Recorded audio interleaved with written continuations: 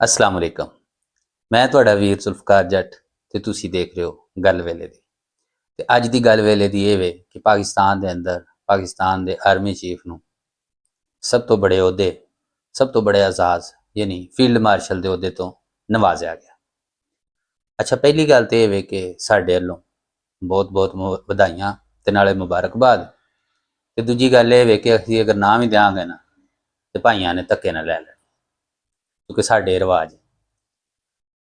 अगली गल जिहड़ी सारी दुनिया पुछण रही है कि फील्ड मार्शल हुंदा की है, ਇਹਦੇ हवाले नाल मैं थोड़ा जिहा तुहानूं दस दियां कि बरतानवी फौज ਦੇ ਵਿੱਚ ਸਭ ਤੋਂ ਵੱਡਾ ਆਜ਼ਾਦ ਫੀਲਡ ਮਾਰਸ਼ਲ ਦਾ ਹੁੰਦਾ ਸੀ, ਜਿਹੜਾ ਕਿ ਗੋ ਕਿ ਤੁਹਾਡੇ ਪਾਕਿਸਤਾਨ ਦੇ ਅੰਦਰ ਵੀ ਅੱਜ ਵੀ ਉਹੀ ਸਿਸਟਮ ਚੱਲ ਰਿਹਾ।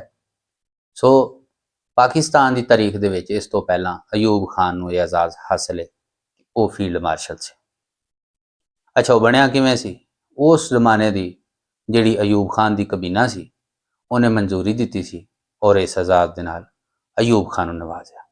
ਤੇ ਅੱਜ ਦੇ ਆਰਮੀ ਚੀਫ ਆਸਮ ਮਨੀਰ ਸਾਹਿਬ ਦੀ ਕਬੀਨਾ ਨੇ ਇਹਨਾਂ ਨੂੰ ਫੀਲਡ ਮਾਰਸ਼ਲ ਦੇ ਆਜ਼ਾਦ ਦੇ ਨਾਲ ਨਵਾਜ਼ਿਆ।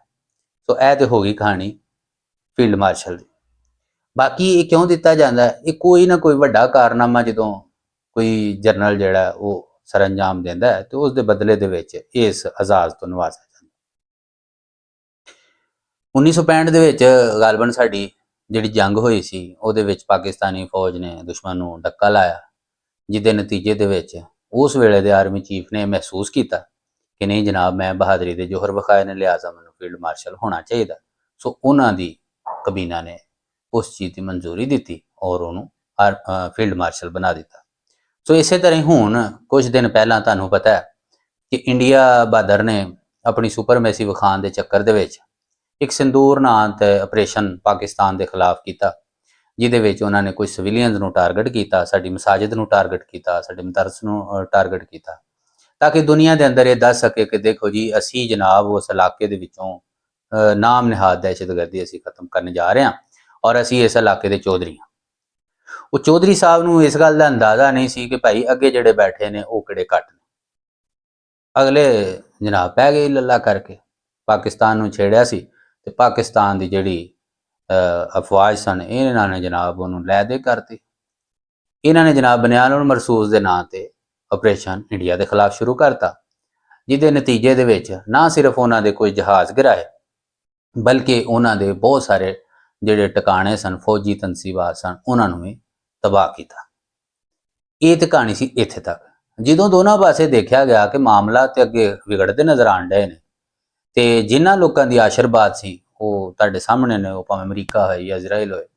ਅਮਰੀਕਾ ਬਹਾਦਰ ਨੇ ਦੋਨਾਂ ਨੂੰ ਦਾਬਾ ਮਾਰਿਆ, ਜਾਂ ਇਸ ਤਰ੍ਹਾਂ ਕਹਿ ਲਓ ਸਾਦਾ ਲਫ਼ਜ਼ਾਂ ਦੇ ਵਿੱਚ ਕਿ ਦੋਨਾਂ ਨੂੰ ਕਿਹਾ ਕਿ ਚੁੱਪ ਕਰਕੇ ਤੇ ਬਹਿ ਜਾਓ, 1.5-2 ਅਰਬ ਦੀ ਆਬਾਦੀ ਹੈ ਤੇ ਤੁਸੀਂ ਜੰਗਾਂ ਕਰਦੇ ਫਿਰਦੇ ਹੋ। ਲਿਹਾਜ਼ਾ ਇੱਕ ਫੋਨ ਕਾਲ ਦੇ ਉੱਪਰ ਪਾਕਿਸਤਾਨ ਵੀ ਚੁੱਪ ਕਰਕੇ ਬਹਿ ਗਿਆ ਤੇ ਇੰਡੀਆ ਵੀ ਚੁੱਪ ਕਰਕੇ ਬਹਿ ਗਿਆ। ਲਿਹਾਜ਼ਾ ਬਿਆਨ ਹਨ ਨਫ਼ਰਤ ਦੇ ਉਹ ਇਸ ਹੱਦ ਤੱਕ ਅੱਗੇ ਗਏ ਸਨ ਕਿ ਉਹ ਪਛਾਣਦੇ ਆਉਂਦਿਆਂ ਥੋੜਾ ਟਾਈਮ ਲੱਗਣਾ ਸੀ। ਲਿਹਾਜ਼ਾ ਸਾਡੇ ਵਾਲੇ ਕਹਿੰਦੇ ਨੇ ਅਸੀਂ ਜਿੱਤ ਗਏ ਹਾਂ, ਉਹ ਆਉਂਦੇ ਨੇ ਅਸੀਂ ਜਿੱਤ ਗਏ ਹਾਂ। ਸੋ ਇਸੇ ਜਿੱਤ ਦੀ ਖੁਸ਼ੀ ਦੇ ਵਿੱਚ ਜਨਾਬ ਅੱਜ ਜਿਹੜਾ ਨਾ ਇਸ ਆਜ਼ਾਦ ਦੇ ਨਾਲ ਸਾਡੇ ਚੀਫ ਸਾਹਿਬ ਨੂੰ ਨਵਾਜ਼ਿਆ ਗਿਆ। ਸੋ ਅਗਲੀ ਗੱਲ ਇਹ ਵੇ ਕਿ ਸਾਡੇ ਜੈਸੇ ਜਿਹੜੇ ਤਰੱਕੀ ਪਜ਼ੀਰ ਮੁਲਕ ਨੇ, ਇਹਨਾਂ ਮੁਲਕਾਂ ਦੇ ਵਿੱਚ ਨਫ਼ਰਤ ਆਸਾਨੀ ਦੇ ਨਾਲ ਵਿਕਦੀ। ਉਹਨੂੰ ਭਾਵੇਂ ਤੁਸੀਂ ਫਿਰਕੇ ਦੇ ਨਾਂ ਤੇ ਵੇਚੋ, ਮਜ਼ਹਬ ਦੇ ਨਾਂ ਤੇ ਵੇਚੋ, ਜ਼ਾਤ ਦੇ ਨਾਂ ਤੇ ਵੇਚੋ, ਜਾਂ ਸੂਬੇ ਦੇ ਨਾਂ ਤੇ ਵੇਚੋ, ਜਾਂ ਫਿਰ ਸਿਆਸਤ 'ਚ, ਜਾਂ ਫਿਰ ਤੁਹਾਡੇ ਸਾਹਮਣੇ ਜੰਗਾਂ ਦੇ ਨਾਂ ਤੇ ਇਹ ਉਨੀ ਦੇਰ ਵਿਕਦੀ ਰਹਿਣੀ ਹੈ ਜਿੰਨੀ ਦੇਰ ਸ਼ਊਰ ਦਾ ਜਿੰਨ ਬੋਤਲ 'ਚੋਂ ਬਾਹਰ ਨਹੀਂ ਆਉਂਦਾ। ਸੋ ਅੱਜ ਦੀ ਗੱਲ ਵੇਲੇ ਦੀ ਇਹ ਦੁਨੀਆ ਦੇ ਜਿਸ ਕੋਨੇ ਤੇ ਹੱਸਦੇ ਰਹੋ, ਵਸਦੇ ਰਹੋ। ਆਪਣੇ ਜੱਟ ਵੀਰ ਨੂੰ ਇਜਾਜ਼ਤ ਦਿਓ। ਰੱਬ ਰੱਖਾ।